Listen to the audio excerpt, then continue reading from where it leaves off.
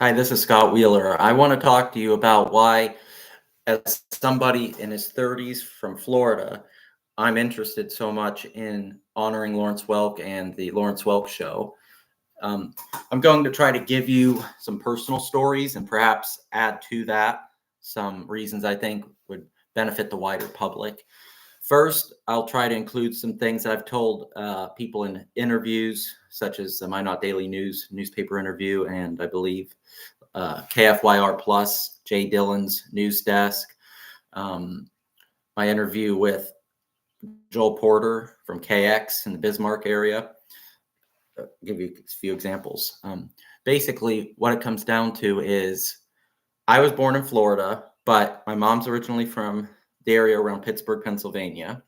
And my father's side of the family is originally from Wisconsin, and they were farmers a few generations back. And this is relevant because if you know much about Lawrence Welk or the show, or if you want to read into it for yourself for the first time, you should be able to find out pretty easily that Pittsburgh is the place where, when Lawrence Welk was performing, when he used to do more on the road across the country performing before he had the national TV show, when he was in Pittsburgh, somebody used the phrase champagne music and associated it with Lawrence Welk's style. And I believe it was in Pittsburgh also that there was a bubble machine at a hotel that they performed at. And if I understand correctly, North Dakota State University has either that or a replica version of it, the bubble machine. And if you've seen certain repeat episodes of the show, I can't replicate it myself. I'll look like an idiot. But basically, he and other people on the show at times would put their finger inside their mouth to make the sound of a cork popping.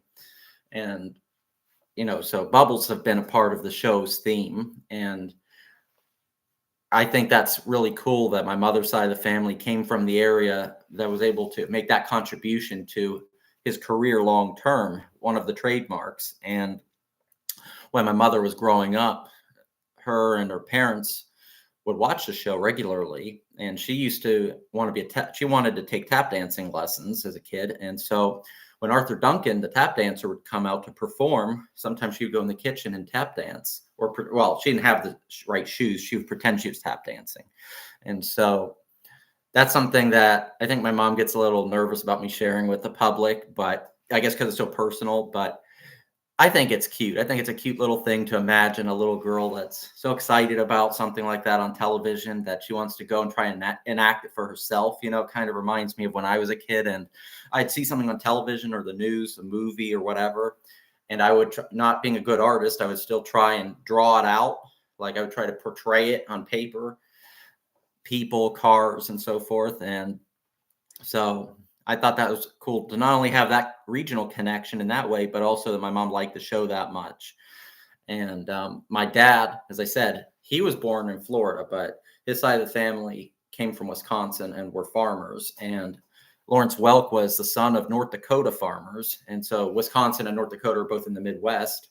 Also, I'm interested in genealogy, and it looks as though, as far as I know, we're not related to Lawrence Welk or Myron Florin, but what we do seem to have in common is Lawrence Welk's parents had German background. They were immigrants to America around the turn of the 20th century. And on my father's side and my mother's side, actually, we have German heritage.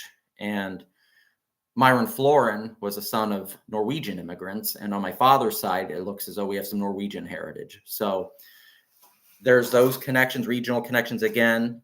But in addition to that, I'm interested because, as I mentioned in my intro video, the wide variety of music and the fact that it sounds like growing up, both my parents in their homes watched the show. And so I've been able to be exposed to it both through cultural references and locally. WFSU shows it regularly on Saturdays, I believe around 6:00. And so I enjoy watching it. I believe it's also in a less personal way.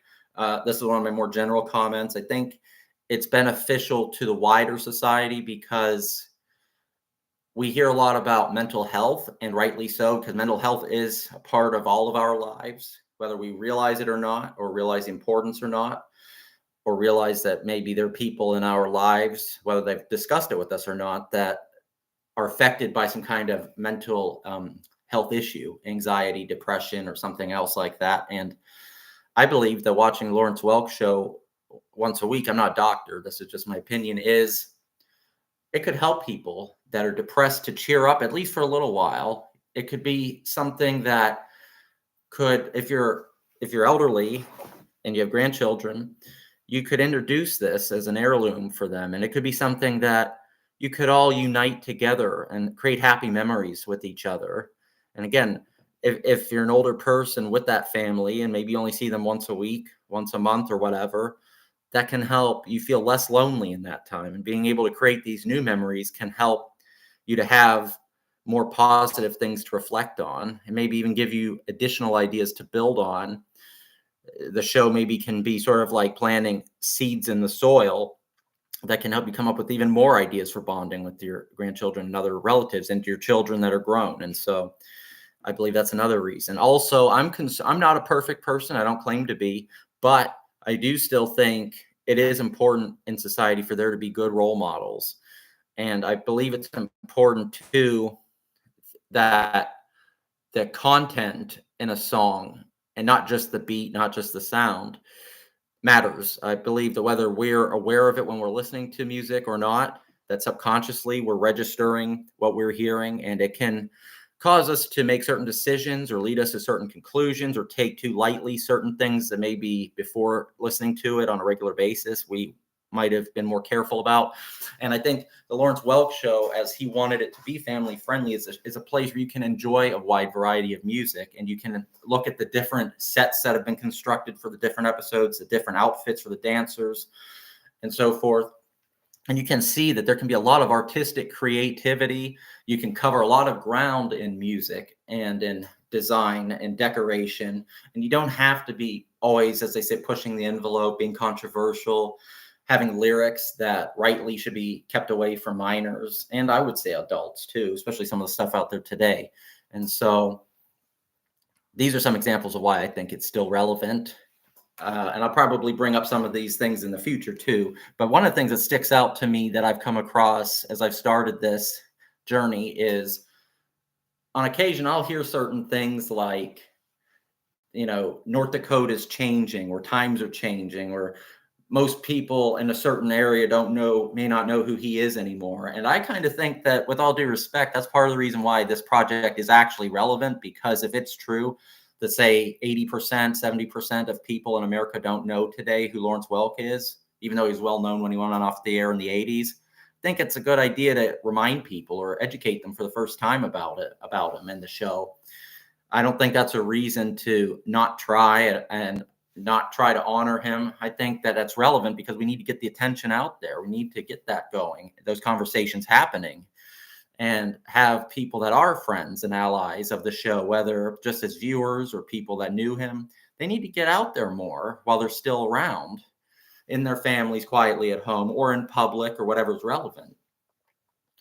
Let me see. What else did I want to say about this? I think I'll wrap this video up in a moment, but the idea that times are changing, let me, again, respectfully put this to people for their consideration. Times have changed a lot since Mozart and Beethoven 200 years ago, and yet there are still orchestras, rightly so, across America and around the world, in Europe, that still regularly perform their compositions.